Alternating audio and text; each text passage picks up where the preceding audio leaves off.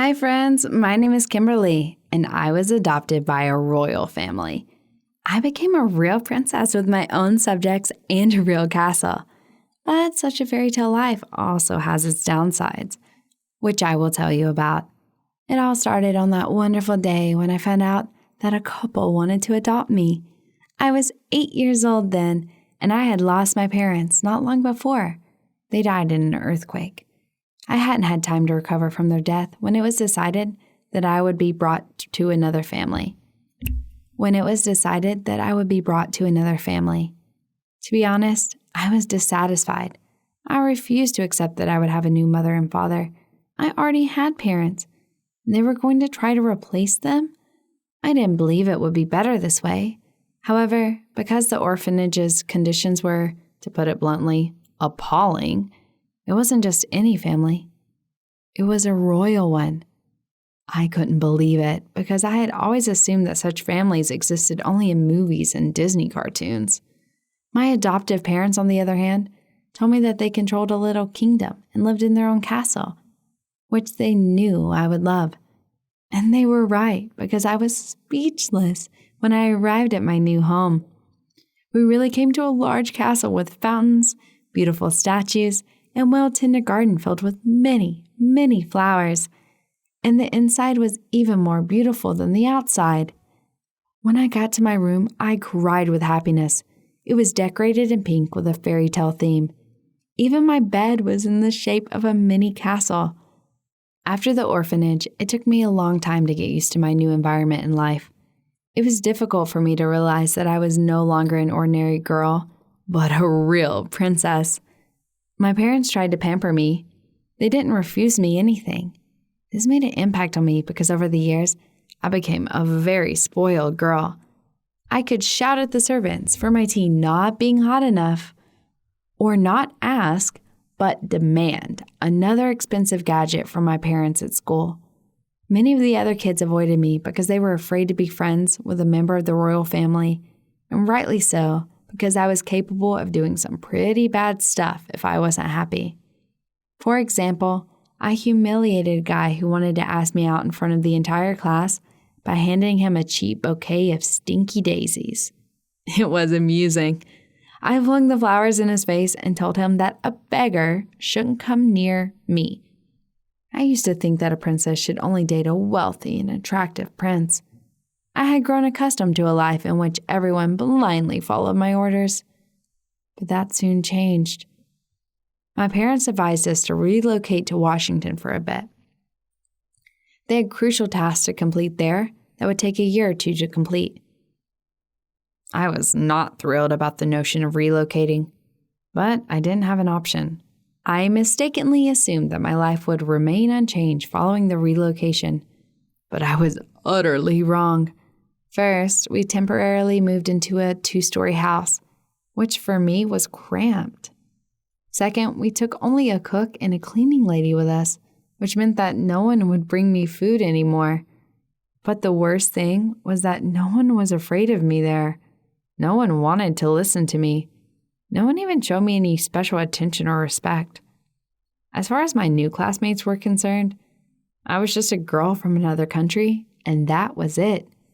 I found it unbelievably insulting, and I decided to put them all in their place. I immediately told my classmates who I really was. But many of them didn't even believe me. They just laughed. That made me very angry. How dare they laugh at the princess herself? As proof, I showed them my social media and the documents that indicated my title. So they began to believe me, but no one listened to what I had to say. So I had to clean the chalkboard myself with a terrible and smelly rag, help the teacher distribute notebooks, and even eat at the same table with commoners in the old school. I had my own table with separate meals there. I ate crabs, shellfish, and steaks, and here simple food that made me sick. It was all so dreadful that I had to get home on my own rather than in an elite Cadillac with a personal driver. I also had a temper tantrum in front of my parents in the evening. They gave me a severe look and told me that I was too spoiled and demanding. They stated it wouldn't harm me if I removed my crown for a short while. I expected them to back me up, but instead they irritated me even more. I didn't want to change, and I didn't want to abandon my previous life. I preferred living in a palace in my kingdom to living in Washington, where no one gave a damn about my status as a princess. Despite all the problems, I did not lose hope of at least ordering someone around, and I managed to do it. One girl named Lizzie, a shy, mousy girl in my class, followed a step behind me and listened to every one of my orders and whims. She hoped by trailing after me to finally come out of the shadows, and she did, but I suffered because of it. Despite the fact that Lizzie was an outsider, her classmates were so upset that she was following my instructions that they came together and effectively brainwashed her into believing she owed no one anything. Lizzie ignored them at first, then she decided to ditch me for the sake of a group of kids who had just recently begun paying attention to her. This was something I couldn't forgive them for. As a result, I stood straight in front of the blackboard and announced loudly they had no choice but to obey me because I had a title, rank, and fortune, while they were nobodies. My classmates were so enraged by my statements, they began hurling insults at me, throwing pens and pencils into this filthy, wet blackboard cleaning rag. Of course, I couldn't stand this and told my parents everything so that they would at least do something in our kingdom. There was a large fine or even imprisonment for insulting someone in the royal family. Here, offenders went unpunished. My parents suggested that I try to make friends with my classmates and apologize to them because I was the one who provoked them. I had to overcome my pride and apologize to all my classmates, but apparently they had no interest in hearing my apology. Not only did I become an outcast, but I was also bullied. One day, I was locked in a toilet stall for several hours, and then they hung a huge picture of me in the classroom so they could throw darts and paintballs at it. But that wasn't the worst part. Some of them filmed the moment where I insulted all of them in front of the blackboard on their smartphones and posted the video on the internet. I received so much angry feedback. The people from my kingdom were so disappointed with me. They didn't want me because I was a haughty princess. People complained in the comments section that I wasn't doing anything for the kingdom or society. People also told me about times when I insulted or humiliated others. I was humiliated. I immediately remembered that I was once an average orphan child who became a princess only by chance. My authority, as well as my parents, had been questioned. They were dissatisfied with my actions and said that their Washington agreement was now in peril. Our partners will not cooperate with those whose family members behave rudely, my father said, because my actions are respected. Our family could become an international outcast. I decided to fix everything. I made a public apology on my Instagram and gave my word that my behavior would no longer cause such a public outcry. I also promised to engage in public activities and pay attention to the problem of the people in our kingdom in order to help them as much as possible in the future. As for my classmates, they tried to avoid me for a long time and played a lot of mean pranks on me. But when I organized a field trip for them to the planetarium that only rich people could get into, they began to melt a little and began to treat me better. I discovered that being a princess entails more than just issuing commands. Reminding people of your status and acting arrogantly, you also have a responsibility to your family, your people, and your realm. This revelation aided me in improving and taming my rage. What do you think monarchs should do? And what do you think they owe their subjects? Like the video, leave your replies in the comments section, and share it with your friends.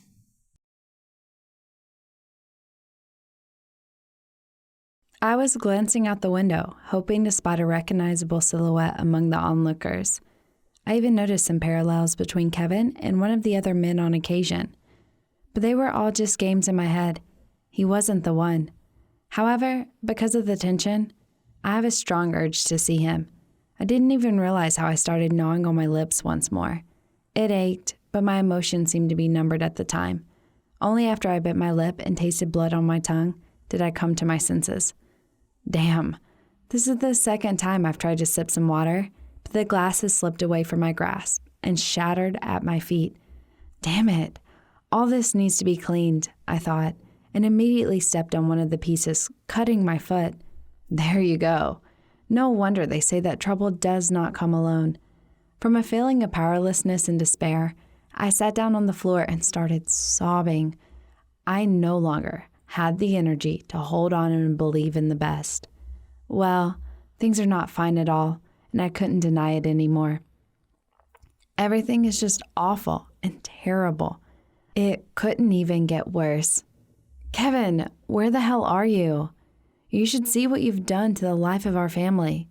Come on, get back. Everything is going to be all right. Everything will be different in the future. Just return, please. Waiting like this is painful. Kevin, please return. Hello, my name is Leanna, and my brother ran away from home, stealing all of our family's savings in order to provide for me and my parents. It was a complete shock from which there was no way of recovering. But let's work together to figure out what's going on in this story. Now, let me tell you how it all went down. I share an apartment with my parents and elder brother Kevin, who is forced to sleep in the hallway because I take up the living room and our parents dwell in the other. Of course, our parents understood that we needed our own space and had been saving for a long time to buy new housing. They would have been able to save the required amount much earlier, if not for Kevin, whom we call the walking disaster since childhood. He was incredibly active and always broke or spoiled something, somewhere, while my parents had to pay for his antics, and nothing has been changing over time. We were no longer surprised by the broken things at school and at home, but once for his birthday, he asked to go to the park where we managed to break an entire amusement ride, as a result of which my parents had to pay a huge fine. Well, don't ask how he could break the amusement ride. The question is unanswerable.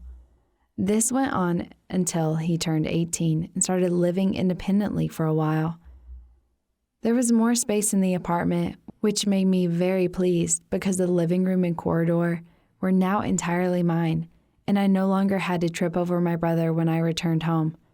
Kevin, on the other hand, continued to be a walking disaster. And in the first week, he set fire to a leased apartment, causing our parents to incur additional money and forcing my brother to return home. So my delight in the empty space didn't last long. Kevin began to come up at home less frequently after a while. My parents were concerned about him, but he convinced them that he had found a wonderful job and that if everything went as planned, we would be able to buy a new house shortly. We were both terrified and excited by these words. At the same time, we hoped he wouldn't get himself into any further problems. Kevin didn't tell us anything about the business, and he quickly began bringing money home in secret, stashing it in an old safe. Mom began to admire him, but my father and I remained leery of him. We were fully aware of Kevin's rage and had become accustomed to his pranks. Kevin, on the other hand, stopped coming home one day and had been gone for 3 days. Well, at least we tried to comfort ourselves with such thoughts, realizing that this was far from normal. And when my parents opened the safe to put another portion of money into it, they found out that it was empty. Absolutely empty. All the savings that they had made together with Kevin just disappeared, along with Dad's figurines. This was a real shock and a serious blow for all of us. Could my brother have done such a thing? We called the police, and soon a special group arrived at our house. After a long manipulation with the safe and a thorough examination of the apartment, only Mom and Dad's fingertips were detected on the safe, according to the investigator, and no signs of break-in were located on the doors or the safe. Kevin's covert antics became evident, and he tackled the subject of robbing my parents' safe with caution, wiping his fingerprints wiping his fingerprints clean. This was a huge setback for us. My brother's antics are usually so predictable, but not this time. How was he able to pull this off? Did he just rob his family so casually, knowing how tough our situation was and how arduous it had been to obtain the money he took? It was difficult to believe. But the facts were clear, and we had to accept the truth that Kevin had just robbed us. We were sure that sooner or later he would run out of money and then he would have to return home. But this happened neither in a week nor in a month. I decided to help my parents somehow and started looking for a part-time job in a place that my friends had told me about. This work was not entirely legal, but there were absolutely no requirements, and my salary would really help our family. At that point, it was the most important thing. I could not think of anything else. Back then, coming to the required place, I found a group of teenagers like me. We were told that everyone needed to wait there, and a person would arrive soon to explain the essence of our work, and I was looking forward to that. Together with everyone else, I wanted to find out as soon as possible what I would have to do and how much I could earn. 15 minutes later, a truck appeared in front of us, and a man in a suit got out of it and said that we would have to deliver parcels from the trailer to the address,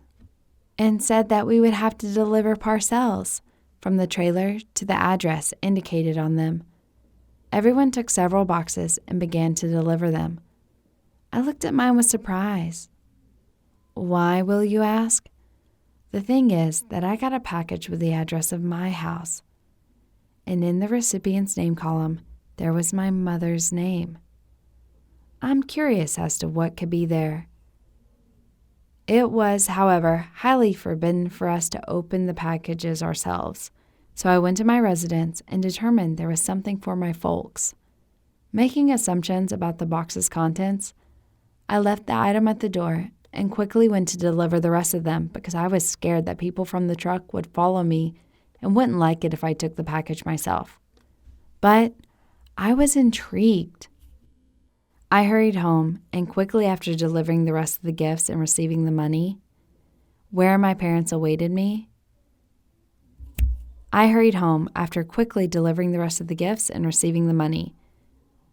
where my surprised parents awaited me. This package turned out to be from Kevin. It contained a large sum of money from our safe, as well as a note in it which he admitted to taking the money from the safe and begged forgiveness. He expressed regret in his letter. However, there was no going back. He also stated that he was going to do something unlawful to repay the money he had stolen to us, and that he would no longer be allowed to return home for 2 reasons. For starters, he would no longer be able to look at our parents in the eyes due to humiliation. Second, he has been associated with really hazardous individuals. My parents were very scared when they found out all about this and wanted to find him immediately and stop him because their son was more important to them than any money. But there was no return address on the parcel. Then it became clear to me why the people I work for conduct their activities illegally.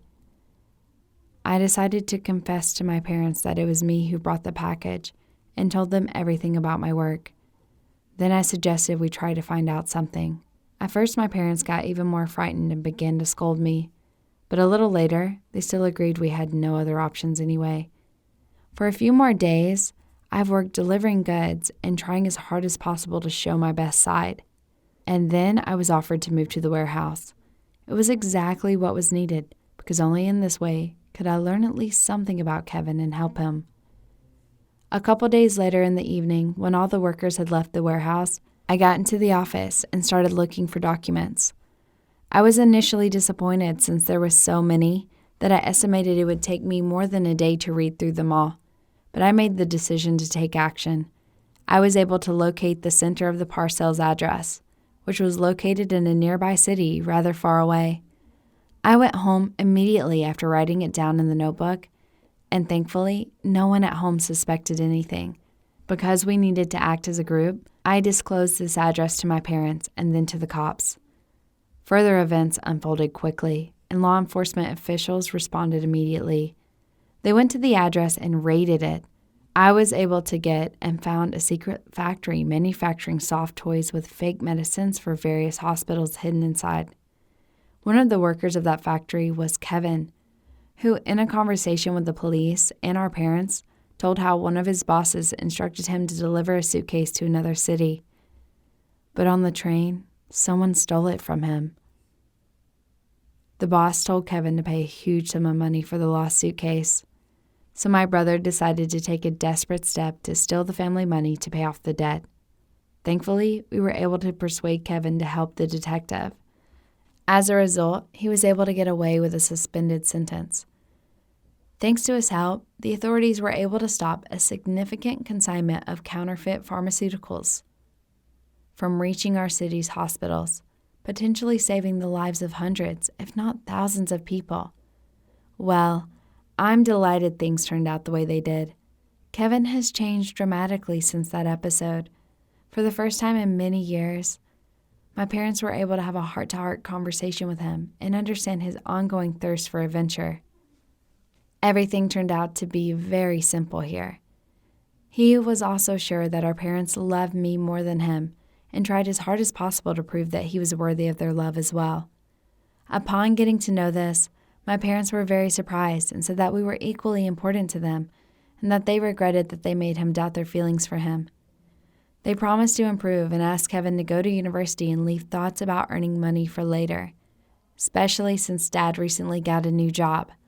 I can't say that I'm glad that all this happened to our family, but this story with money and Kevin was definitely good for us, at least because we reconsidered our attitudes towards each other and started learning to love each other in a new way. Now, everything in our family is much better than it used to be, and that is the most important thing. Do you think Kevin stole the money because he has a bad temper, or our parents are to blame? Give your answers in the comments. Click on the thumbs up button below this video and be sure to subscribe to our channel so as not to miss a new, interesting story tomorrow.